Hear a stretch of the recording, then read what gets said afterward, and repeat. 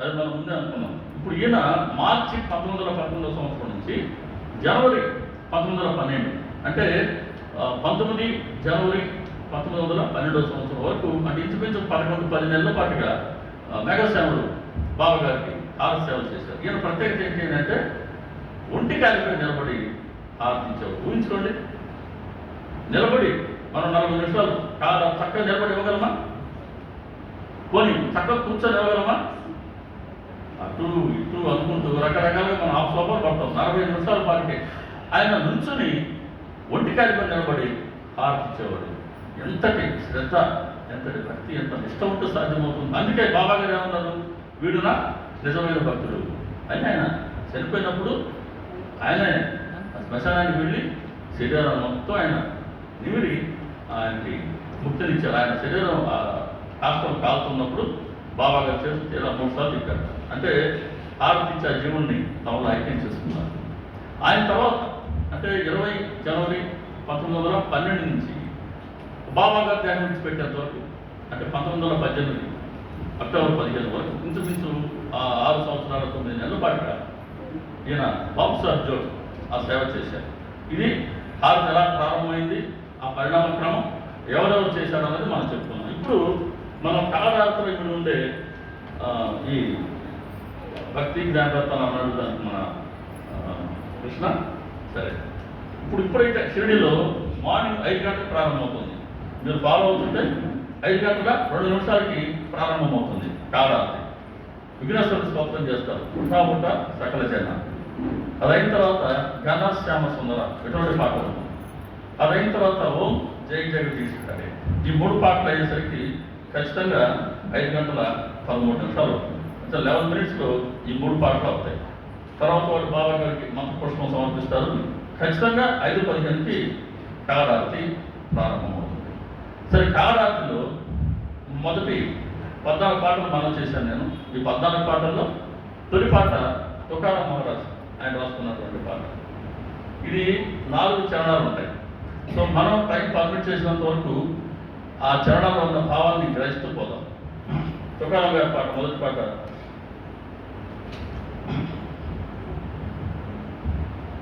जोड़ुनिया करा चरणी हे विला माथा परिसावी विनंती माझी పండరీనాథ. పండరీనాథ విఠలుడి దగ్గర నుంచి వచ్చిన పాట మన ముందే మనం చేశాను. అయ్యా, 2 చేతులు జోడించి నీ చరణాలకు నేను నమస్కరిస్తున్నాను తండ్రి, నా మొర ఆలకించు. అది ఫస్ట్ దాన్ని.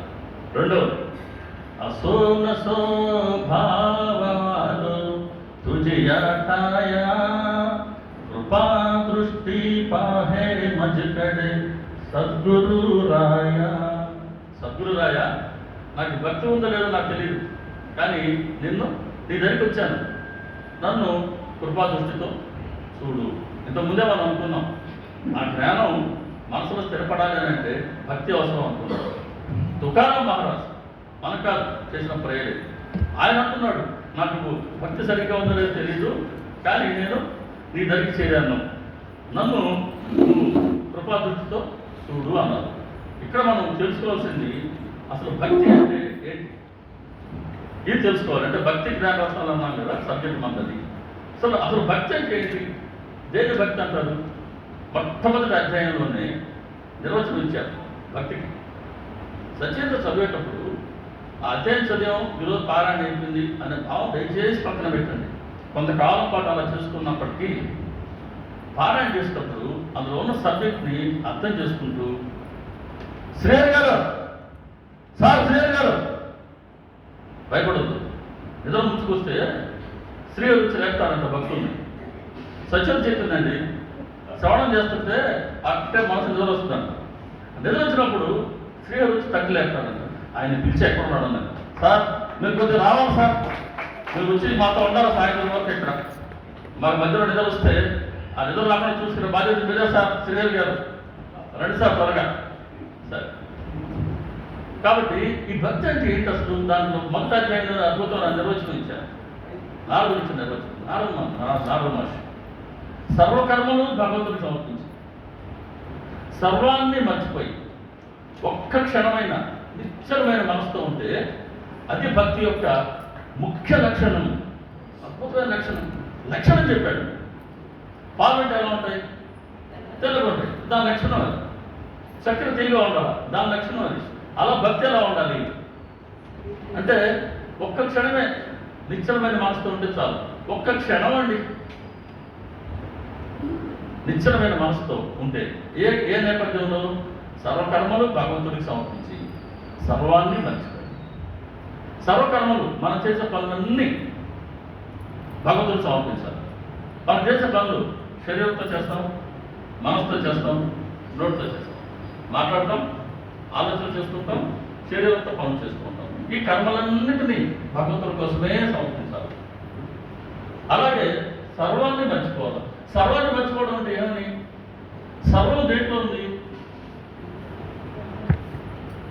సర్వం ఎందులో ఉంది? మనలోనే ఉంది. నేను, నాది. ఈ రెండు విడిచిపెట్టండి, ప్రపంచం గుర్తుంటుందా? కాబట్టి సర్వం దేంట్లో ఉంది అంటే నేను ప్లస్ నాదిలోనే ఉంది. కాబట్టి కర్మలన్నీ భగవంతుడు సమర్పించాలా? ఈ నేను నాది పక్కన తీసి ఈ రెండు పక్కన తీస్తే నీ మనసు నిశ్చలం అవుతుంది. అలా ఒక్క క్షణమైనా ఉండు చాలు. అది భక్తి యొక్క ముఖ్య లక్షణం. కాబట్టి ఇప్పుడు 39వ అధ్యాయం సచరిత్ర మామూలు గ్రంథం కాదు. మనకి ఏ అవసరమో అన్నీ ఇచ్చారు. ప్రపంచ కోరిక కావాలన్నా, సంతానం కావాలనుకుంటున్నావా, ఆరోగ్యం కావాలనుకుంటున్నావా, ఉద్యోగం కావాలనుకుంటున్నావా, దానికి మార్గం చూపాడు. లేదు బాబా గారికి దగ్గరే ప్రయత్నం చేయాలనుకుంటున్నావా, దానికి మార్గం చూపాడు. అలా ప్రాపంచకం ఉంది, ఆధ్యాత్మికం ఉంది. ఈ వృత్తిని స్పృశించారు. అందుకు బాబా గారు లాంటి అవతారం అంతకుముందు లేదు, ఇక అవసరం లేదు. ఎందుకంటే సృష్టి ఉన్నంత వరకు వారు మనకు కూడా ఉంటున్నారు. కాబట్టి సర్వకర్మలు ఎలా భగవంతుడు సమర్పించాలి, దీనికి వివరణ శ్రీహరి గారు రావాలి సార్. శ్రీహరి గారు పవర్ కూడా సరిపోవడం లేదు. ఓకే, కాబట్టి సర్వకర్మలు భగవంతుడికి సమర్పించాలి.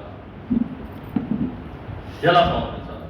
ఇప్పుడు శరీరంలో ఇంద్రియాలు, అనేక ఇంద్రియాలతో కూడితే శరీరం.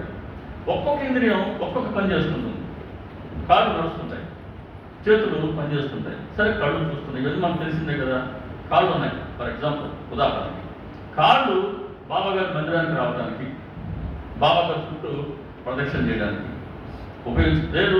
సత్సంగం జరుగుతుంది, ఆ సత్సంగం జరిగే దగ్గరికి మనం పోవడానికి ఉపయోగించుకోగలిగితే, అలా పాదాలు అది ఇంద్రియాలు చేసే కర్మలు మనం భగవంతుడికి సమర్పించినట్టు. పెళ్ళికి పోవచ్చు, మనం వేరే ఫంక్షన్స్కి పోవచ్చు.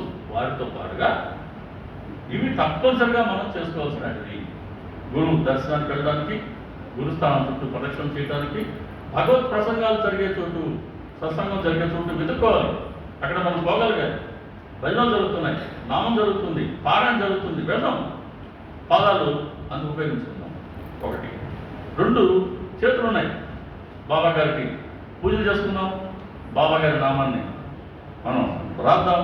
ఇలా బాబా గారికి లేదు. మందిరాల్లో చాలామంది మన అక్కచెల్లెళ్ళు సేవలు చేసుకుంటారు. ఇదిగో ఈరోజు అపోలో డెకరేషన్, బాబా గారి అలంకరణ, లేదు ఇతరత్ర సేవలు, ఇలా వారి చేతులు చేసే పనులన్నీ గురువు సేవకు ఉపయోగించుకుంటూ ఉంటారు. అది మంచిదే. చేతులు చేసే పనులు అలా ఇంట్లో మళ్ళీ మన బాధ్యతలు ఉన్నాయి, అవి కాకనే చెప్పేది. ఇవన్నీ అవి విడిచిపెట్టడం మనకు కాదు madam. At the same time మనసు ఉంది గురువుని ధ్యానం చేయడానికి, చిత్తం ఉంది గురువు గురించి చింతన చేయటానికి, నోరు ఉంది మనసారా ప్రేమగా సాయినామాన్ని పలకటానికి, జిహ్వ ఉంది సాయి ప్రసాదాన్ని స్వీకరించడానికి, అలాగే ముక్కు ఉంది గురువు యొక్క నిర్మాలయాలను వాసన చూడమంటాడు. అంటే గురువు చరణతీర్థాన్ని, గురువు పూజలకి ఉపయోగించే సామాగ్రిని, దాని వాసన చూడు. మనం ఇతరత్ర సెంట్లు పూలు మాత్రమే కాకుండా గురువు కోసం ఇలా చేస్తే దాన్ని గురువు కోసం మనం వినియోగించినట్టు. కళ్ళు ఉన్నాయి గురువు రూపాన్ని చూడటానికి. బాబా చెప్పినట్టుగా ఆయనంట రోజుల్లా ఆ గురువు ముఖావలోకనమే చూసేవారంట, ముఖావలోకనమే చేసేవారంట. ఇంక వేరే రూపాన్ని చూడటం నాకు తెలియదు అన్నాడు బాబా. అంతగా గురువు రూపాన్ని కళ్ళల్లో నింపుకుంటే ఈ దృష్టి మనం గురువుకి సమర్పించినట్టు. సరే, చెవులు ఉన్నాయి, రకరకాల మాటలు వింటుంటాం, రకరకాల టీవీ సీరియల్స్లో ఆ టైటిల్ పాట కూడా వింటుంటాం కదా. ప్రేమగా వింటుంటాం. అబ్బో 10 నిమిషం లేట్ అయిపోయిందని పరిగిస్తాం కదా. అలా కాకుండా అవి చేసుకున్నా సరే ఓకే, కానీ గురువు కథలు, గురువు లీలలు, గురువు బోధలు వినేందుకు చెవులుగా మనం ఉపయోగించుకుంటే ఈ శ్రవణం ద్వారా చెవులు అనే ఇంద్రియాన్ని వినటానికి అది మనం గురువుకి సమర్పించుకుంటాం. సరే అల్టిమేట్గా శిరస్సు ఉంది, తీసుకెళ్ళి కదలకుండా ఆయన చరణాల మధ్యలో స్థిరంగా ఉంచుతాను అంతే. ఇలా కానీ మనం పనులు చేయసాగినామా ఈ కర్మలన్నీ భగవంతుడికి సమర్పించుకున్నట్టు లేదా గురువుకి సమర్పించుకున్నట్టు. దీని ఒక్క వాక్యంలో రాస్తారు 39వ అధ్యాయంలో. ఇంద్రియాలు ఆచరించే కర్మలన్నిటినీ ప్రేమగా గురువు కోసం వినియోగించుకోగలిగితే అది గురుభక్తి. అలా సర్వకర్మలు భగవంతుడు సమర్పించుకోం. ఇంకా సర్వాన్ని మర్చిపోవడం, నేను ముందే మనం చేశాను, నేను నాది అన్నట్టు కానీ మనం అంటే శరీర అభిమానాన్ని, స్వార్థాన్ని కాస్త మనం దూరంగా జరుపుకునే కొద్దీ ఇది సాధ్యమవుతుంది. ఇది భక్తి యొక్క ముఖ్య లక్షణం. ఇటువంటి భక్తి నాకు ఉందో లేదో, నేను నీ దగ్గరికి చేరానయ్యా, నన్ను నీ కృపా దృష్టితో, ఆయన కృపా దృష్టితో చూడకపోతే ఎవరు ఆయన గురించి తెలుసుకోలేము. అసలు ఆయన ముందు కూర్చు కూర్చోలేము. ఈరోజు మనం ఇంతమంది కూర్చున్నామని అంటే ఆయన దృష్టిలో మనం ఉన్నాం. ఇదే ఆయన కృప. ఏదో కాదు ఇంకా ఆయన ఆయన ఆయన గురించి 4 మాటలు మంచి వినడానికి మనకు అవకాశం ఇస్తున్నాడే అంటే ఆయన దృష్టిలో మనం ఉన్నాం. పిలిపించుకొచ్చి ఇలా ముందు కూర్చోబెట్టుకున్నాడే, ఇది ఆయన కృపా దృష్టి అని తుకారం ఇప్పుడు వేడుకుంటున్నాడు. మరి మనకు భక్తి ఎలా వస్తుంది? భక్తిని ఎలా మనం చేసుకోవాలా అంటే సచరిత్ర 2వ అధ్యాయం చెప్పింది 82వ వాక్యం. నా కథలను శ్రవణం కానీ, గానం కానీ, మననం కానీ చేస్తే నా ఎందు భక్తి జనిస్తుంది. బాబా ఇచ్చుకోవడం, మరి బాబా గారి కథలో శ్రవణం చేయటం ఒక సాధన, ఆలోచించడం ఒక సాధన, ఇంకా ఆయన గురించి మనం పారాయణ చేసుకోవడం ఒక సాధన. ఇవన్నీ చేస్తే ప్రయోజనం ఏంటి అంటే ఆయన పట్ల భక్తి జనిస్తుంది. కాబట్టి అలా భక్తిని పెంచుకుంటూ మనం ఆయన దగ్గరికి చేరువు కావాలి. తర్వాత చరణం అఖండిత సావే ఐసే వాటతే పాయి సాండుని సంకోచిఠా థోడా సా దేయి. అయ్యా అఖండంగా నీ పాద సేవను కోరుకున్నాను, నీ పాదసేవ నేను కోరుకున్నా, నాకు నీ పాదసేవ నీవు ఏమాత్రం సంకోచం చెప్పక నీ హృదయంలో అంటే నీ మనసులో నాకు స్థానాన్ని నీవు. గురువు పాదసేవను కోరుకుంటున్నాడు తుకారాం మహారాజు. గురువు పాదసేవను ఎందుకు కోరుకోవాలి? అంత గురువు కానీ దేవి దేవతలు కానీ వారి పాదసేవను ఎందుకు కోరుకుంటున్నాడు అని అంటే దీని వెనకాల ఉన్న వివరణ ఏంటి అని అంటే, మనం హిందువులం గంగానదిలో స్నానం చేస్తాం. ఉపయోగం ఏంటనుకుంటున్నాం? మన పాపకర్మ అంతా, మన మల్యం అంతా అమలు వదిలేస్తున్నాం. Very good. పుష్కరాల సమయాల్లో వీళ్ళ పుష్కర నదుల్లో స్నానం చేస్తాం, మళ్ళీ మన మాలిన్యాన్ని వదిలేస్తాం. మంచిదే.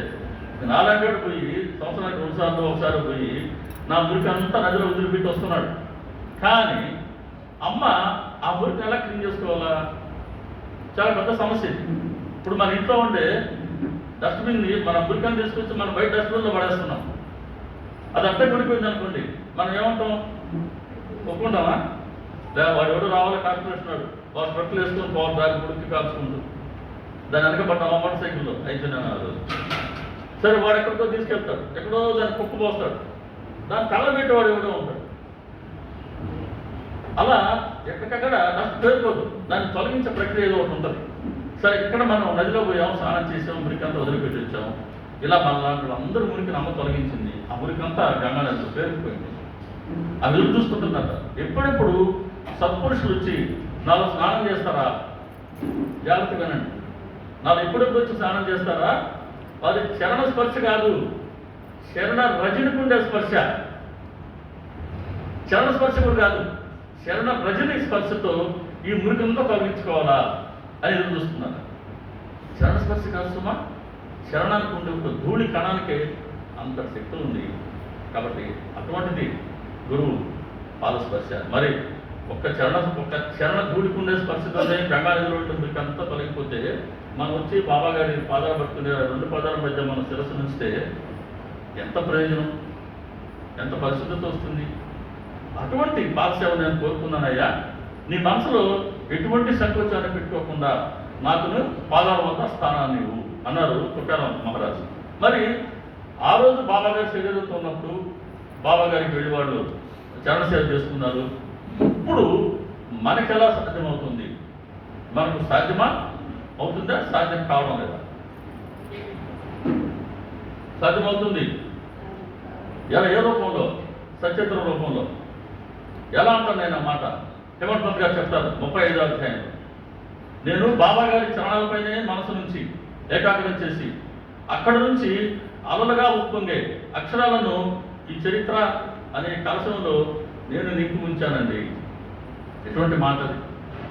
అంటే సచరిత్రలో ఉండే ప్రతి అక్షరం, ప్రతి పదం, ఏత్వం, ఐత్వం, వాక్యం, పేర, అధ్యాయాలు ఎక్కడి నుంచి వచ్చినాయంటే బాబా గారి చరణాల నుంచి అలలుగా ఉప్పొంగాయి అక్షరాలు.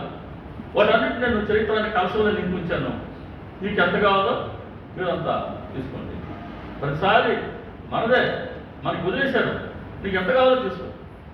ఇప్పుడు మనం కాలాన్ని అయిన తర్వాత వాళ్ళు తీర్థం తీసుకుంటారు కదా, నెట్టుకుంటారు, తోసుకుంటారు, పడిపోతుంటారు వేప చెట్టు కింద. ఒక్కరోజు దొరికితే చాలు అనుకుంటాం కదా. ఇక్కడ నువ్వు కావాల్సినంత ఉంది. ఎవరు అర్థం నీకు ఇది రావాలంటే? కాబట్టి బాబా గారి సచ్చరితతో నిత్య శ్రేవ్ గారు బాబా గారి నిత్య శ్రవణ తమాష అప్పుడప్పుడు అంటుంటాం. శ్రవణ, మనన, పరిశీలన, చింతన, అధ్యయనాల ద్వారా మనం నిత్యం ఆయన చరణ స్పర్శలో ఉండవచ్చు. ఎంత మాలిన్యం తొలగిపోతే మనకు.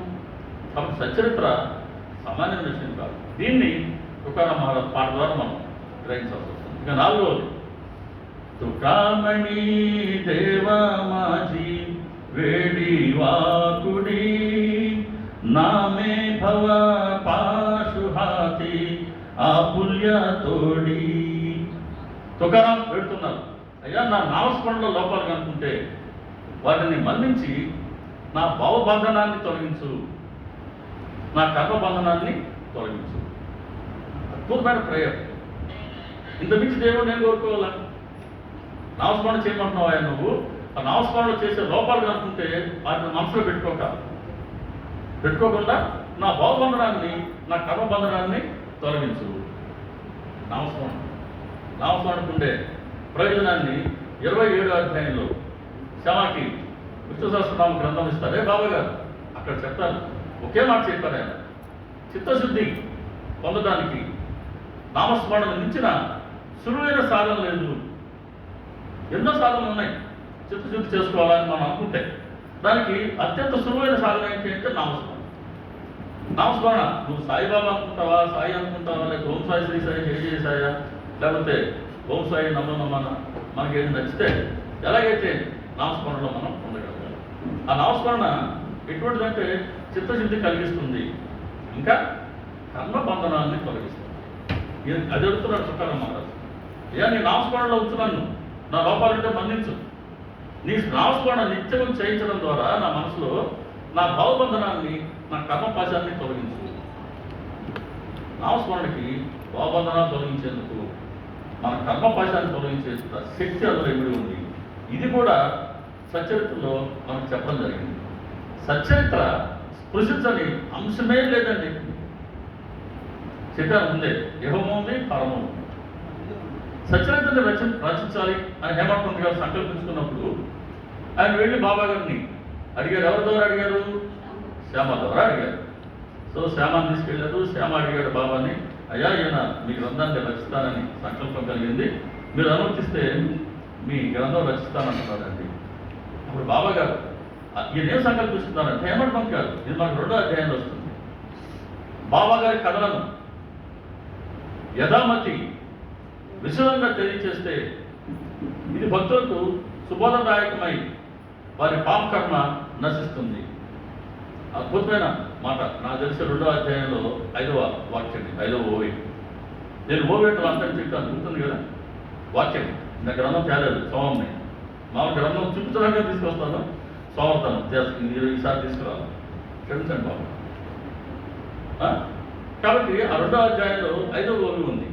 బాబా గారి కథనం కనుక యథామతి నా బుద్ధికి తోచినట్లు విశదంగా, అంటే నేను చూసినట్లు, విన్నది విన్నట్టు, ఎటువంటి కల్పితం లేకుండా ఎటువంటి కాల్పనికతకు తావుకుండా నేను యథాతథంగా కనుక రచిస్తే బాబా గారి కథలు వాటి ప్రయోజనం ఏంటి? భక్తులకు సుబోధదాయకమై చక్కటి బోధన ఇస్తాయి భక్తులకి. అందులో ఉన్నది బోధే, సత్యవేడి తెలియజేసే బోధే, మనం ఎలా ప్రవర్తించాలో తెలియజేసే బోధే, మనం ఏ పనులు చేయాలో తెలియజేసే బోధ, ఏ పనులు చేయకూడదో మనం హెచ్చరించే బోధ. సుబోధదాయకమై వారి పాపకర్మ నశిస్తుంది. మన పాపకర్మని నశింపజేయడం సామాన్యమైన విషయం కాదు. అది మనం అనుభవిస్తేనే పోతుంది, ఊరిక పోదు, పెరబెట్టుకుంటే అట్టే ఉంటుంది. అది అనుభవించదే పోదు, ఎవరికైనా సరే, మనకైనా అంతే, మన పెద్దలకైనా. శ్రీయర్ గారు, సార్ అర్జెంట్గా రావాలి సార్, శ్రీయర్ గారు వచ్చేయాలి సార్ మీరు. సరే, ఇక్కడ వాళ్ళ పాపకర్మ నశిస్తుంది. ఏ చక్కగా కుమార్ గారు వేసి పెట్టారు, ఏం చేద్దాం మరి, బయట ఎండ ఉండే. సరే, ఇది కూడా ఒప్పుకోవాల్సిందే. మనం ఏమి పాపం డిస్టర్బ్ చేయండి, ఇంక చేయండి, ఇంక డిస్టర్బ్ చేయండి, సారీ. ఇన్నిసార్లు ఆయన తెరవడం కూడా ధర్మం కాదేమో. ఎంత ధర్మక్షేత్రం అయినా ఆయన 10 పిలిస్తే ఎట్ట ధర్మం అవుతుంది. సరే, కాబట్టి సచైతన్య కనుక చదివితే అది మనం పాపకర్మం తొలగిస్తున్నాను. పాపకర్మం తొలగించడానికి ఒక్కరికే అవకాశం ఉంది. మరి నేను పాపకర్మం చేశాను అనుకోండి, నా కర్మఫలం తొలగించడానికి అనుభవించడం ఒక్కటే మార్గం. ఎవరు అనుభవిస్తారు? మా అమ్మ నాన్న కట్టుకున్నానా, లేకపోతే స్నేహితుల కడుపు పుట్టిన నథింగ్ డూయింగ్, ఎవరికి సంబంధం లేదు అది. కానీ మనం అనుభవించాలా లేదా? మన తరఫున అనుభవించడానికి అదిగో సద్గురు ఉన్నారు. సచరిత్ర గ్రంథం ఆయనకి అభిన్నం, ఆయనకి మరో రూపం, మరో పేరు. కాబట్టి ఆయన వేరు, సచరిత్ర వేరు కాదు. కాబట్టి సచరిత్ర గ్రంథాన్ని మనం చదవడం ద్వారా, నిత్యం వినడం ద్వారా, మననం చేసుకోవడం ద్వారా మన పాపకర్మ నశిస్తుంది.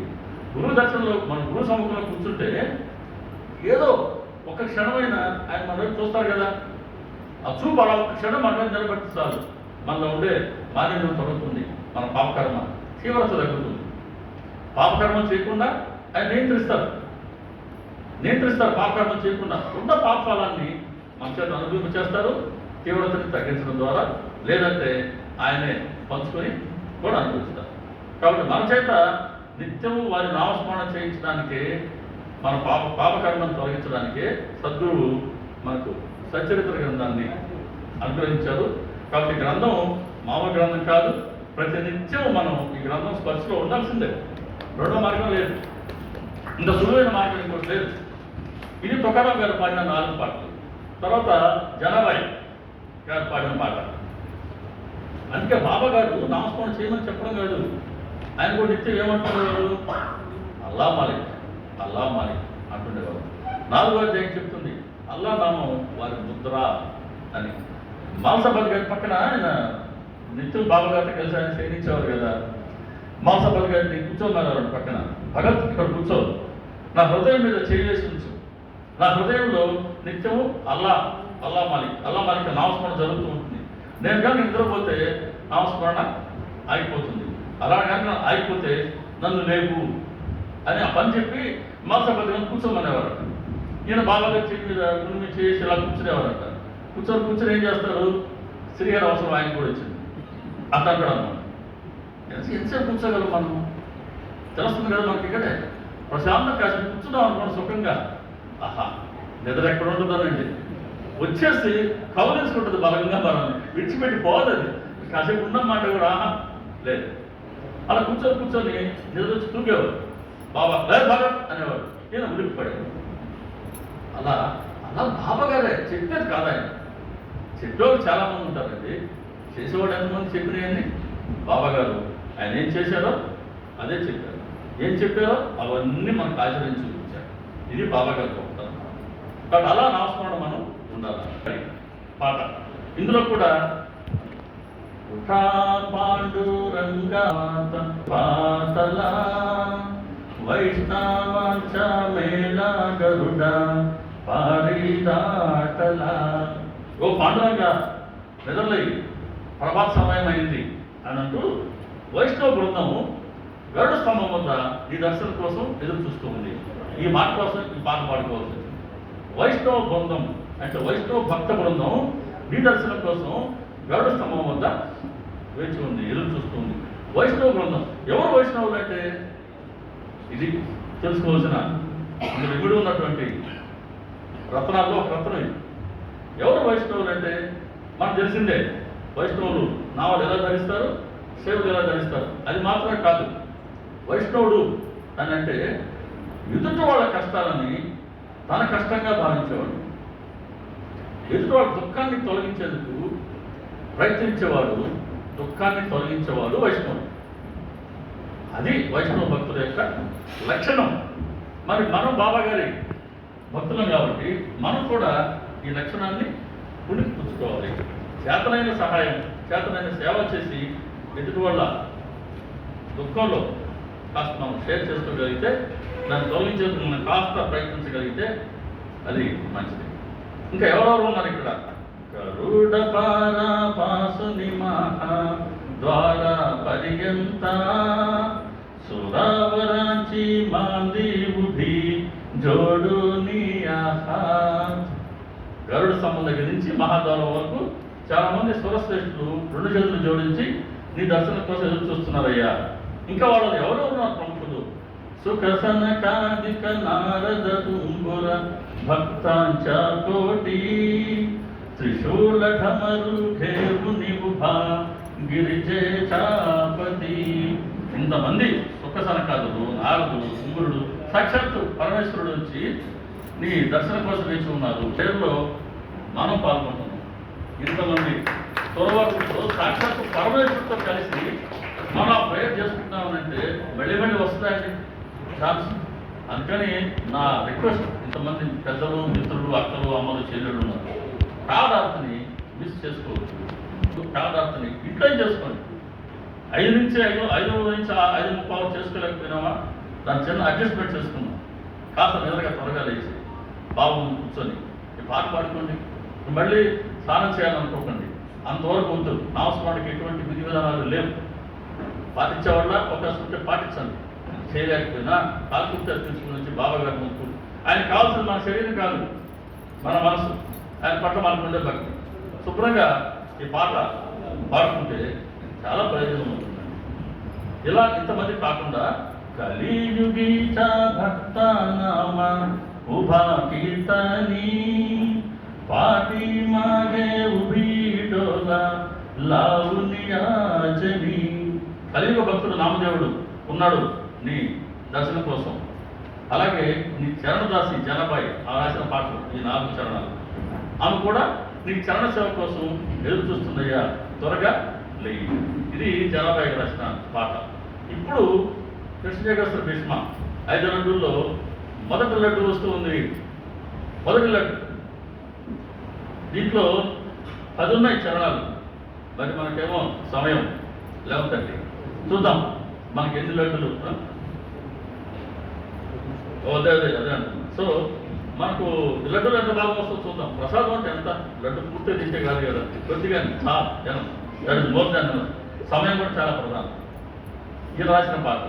ఉఠా ఉఠా శ్రీ సాయినాథ గురు చరణ కమల దావా ఆది వ్యాధి భవతాపవారుని ధారా జడ జీవా. చాలు చదువుతారు ఒకటిసారి. అయ్యా లేనేమో గురునాథా, లేలేము సాయినాథ సద్గురు, నీకు చరణ కావాలా దర్శనాన్ని మాకి. దారిద్ర్యం, రోగాది, భవతాపాల నుండి మమ్మల్ని తరించి. దారిద్ర్యము, రోగాది, భవతాపాలు అంటే బాబాగారి చరణ దర్శనం, చరణ కమలాల దర్శనం మన దారిద్ర్యాన్ని, రోగాన్ని, అలాగే భవతాపాలని నివారిస్తుంది. సరే, దారిద్ర్యం అంటే ప్రాపంచంగా చూస్తే మనలో ఉండేటువంటి ఆర్థిక సమస్యలు ఉంటే ఆయన వాటిని మన సరి చేస్తారు. ఆయన దానికి బెస్ట్ ఎగ్జాంపుల్ 26వ అధ్యాయం వచ్చి అంబేద్కర్. ఆయన ఆర్థిక సమస్యను తీర్చారు. చోట్కర్ 15వ అధ్యాయం వస్తారు, ఆయనకు ఉద్యోగాన్ని స్థిరపరిచారు. అలా జరుగుతూ ఉంది. రోగం, ఆ అనారోగ్యం, ఇదిగో బిమాజీ పటేల్ 13వ అధ్యాయం, 33వ అధ్యాయంలో వచ్చేటువంటి ఆయన 34వ అధ్యాయంలో వచ్చేటువంటి 34వ అధ్యాయం పెళ్ళ చేస్తున్నాడు. ఆయన డాక్టర్ గారి మాలిగవ్ డాక్టర్ గారు అన్నగారు అబ్బాయి వస్తాడు, శ్యామ మరదలు ఉంది, ఆయన అనారోగ్యం తొలగిస్తాడు. వీటన్నిటిని మించింది ఏంటంటే భవరోగం అంటే భవతాపాలు అన్నాడు. ఆది వ్యాధి భవతాపవాదుని. భవతాపాలని తొలగించయ్యా. ఇంకా దీంట్లో ఇంకా ముఖ్యమైనది ఏంటంటే తారా జడజీవ, అయ్యా మేము జడబుద్ధి గల జీవులం, జడబుద్ధి గల జీవులమైన మాకు నీ చరణకరాల దర్శనం నీ సాయినాదా, దారిద్ర్యాన్ని, రోగాన్ని, భవతాపాన్ని తొలగించు. జడబుద్ధి అన్నాడు, బుద్ధి అన్నాడు, జడబుద్ధి. జడబుద్ధి అంటే ఏంటి అంటే సద్గురువులు మహాత్ములు చెప్పిన మాటని లక్ష్య పెట్టకపోవడం, వినకపోవడం, అంగీకరించకపోవడం, లెక్కలేతాను. ఇది జడబుద్ధి. 9వ అధ్యాయం అనుకుంటాను, ఐరోపా నుంచి ఒక భక్తుడు వస్తాడు, మసీద్కి వచ్చాడు.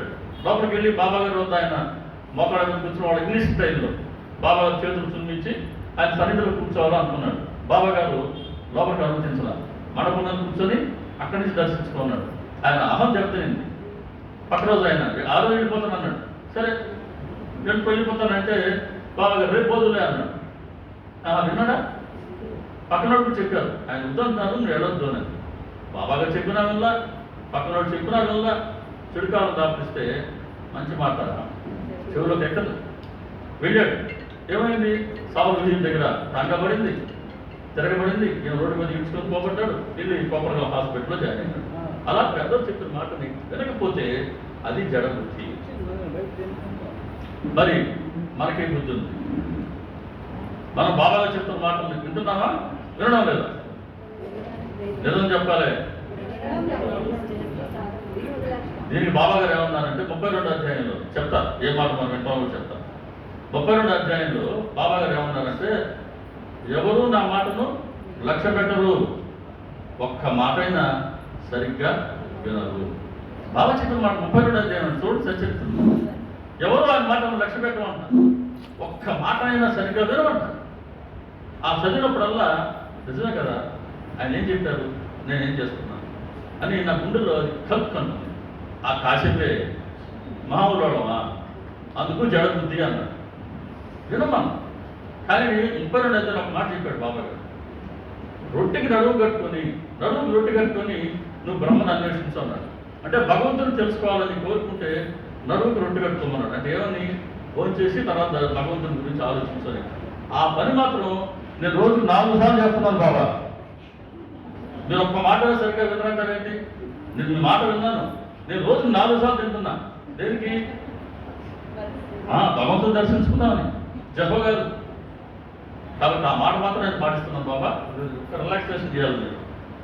అటువంటి జపజీవులు. దీనికి వ్యతిరేక పదం సమర్పణ బుద్ధి. అంటే పెద్దలు చెప్పిన మాటని లక్ష్య పెట్టడం, గౌరవించడం, వినడం, దాన్ని వెంటనే మనం ఆచరించడం. అదేమో నాన్ యాక్సెప్టెన్స్, ఇది యాక్సెప్టెన్స్, సమర్పణ బుద్ధి. రాధాధ్యక్షుడికి వచ్చింది మనకి 18, 19 అధ్యాయాలు అద్భుతం మధ్యానుగ్రహం అనే నామకరణంతో. దాంట్లో బాబా గారు వద్ద దీక్ష పుచ్చుకోవాలని వచ్చారు, మంత్ర దీక్ష. బాబా ఏం చెప్పారు, నా గురువు నాకేం మంత్రాలు చెప్పలేదమ్మా, నువ్వు నా వైపు అన్నన్యంగా చూసుకుంటూ నేను నీ వైపు అలాగే చూస్తా. ఒక్క నాయందే నీ దృష్టి నిలుపు, పరమార్థం నీ చేతికి అందుతుంది అన్నారు.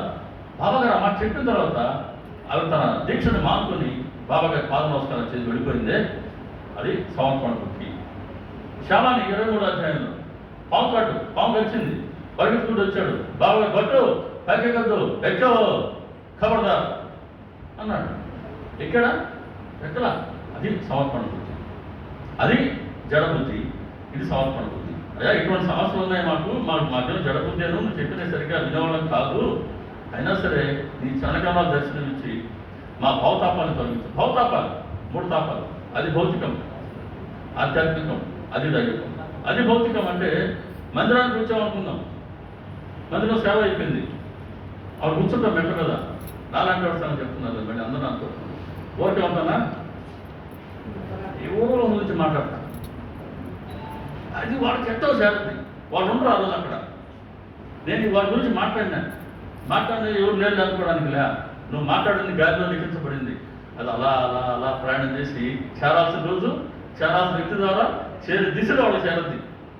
ఇంకా వాళ్ళు 2 అంటారు, అది మళ్ళీ మనకు వస్తుంది, మనం 3 అనక తప్పదు. దీనివల్ల ఏమవుతుంది, మానసిక అశాంతి, శత్రుత్వ భావం. ఇది భౌతికం, అది భౌతికం.